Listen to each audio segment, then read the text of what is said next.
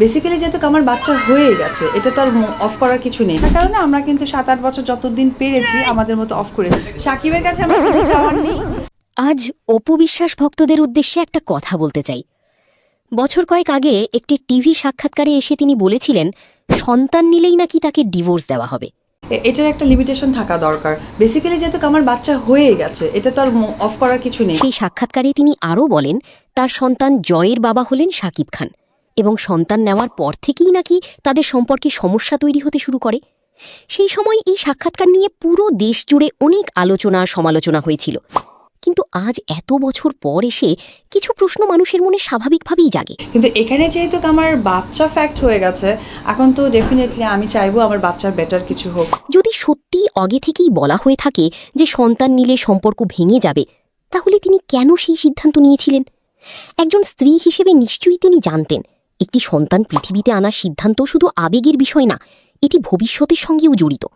তারপরও তিনি সেই পথ বেছে নিয়েছিলেন। তার কারণে আমরা কিন্তু 7-8 বছর যতদিন পেরেছি আমাদের মতো অফ করে।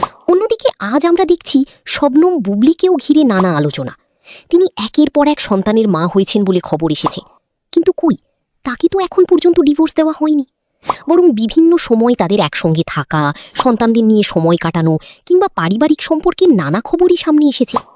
তাহলে প্রশ্ন হলো, যদি সন্তান নেওয়াটাই আসল সমস্যা হতো, তাহলে একই ঘটনা অন্য ক্ষেত্রে কেন দেখা গেল না?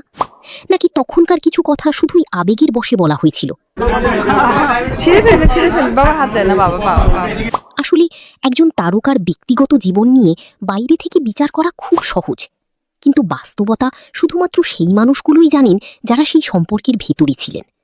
অনেক সময় রাগ, অভিমান কিংবা পরিস্থিতির কারণে মানুষ এমন কিছু কথা বলে ফেলে যেগুলো পরে নতুন করে ভাবতে হয়। ওর 6 মাস এই অবধিও কিন্তু আমি বলিনি কাউকে জানানোর প্রয়োজন করিনি। আমি কাউকে ছোট করতে চাই না, কাউকে অপমানও করছি না, শুধু একজন দর্শক হিসেবে আমার মনে হওয়া কিছু প্রশ্ন তুলে ধরলাম। কারণ সত্যি বলতে সময়ের সঙ্গে সঙ্গে অনেক কথার অর্থ বদলে যায়, অনেক বাস্তবতাও সামনে আসে। সবশেষে একটা কথাই বলবো, একজন মানুষকে বিচার করার আগে পুরো ঘটনাটা বোঝা জরুরি। একপাক্ষিক কথা শুনে কাউকে দোষী বানানো উচিত না। এটা শুধু আমার ব্যক্তিগত মতামত। আপনাদের কি মনে হয়?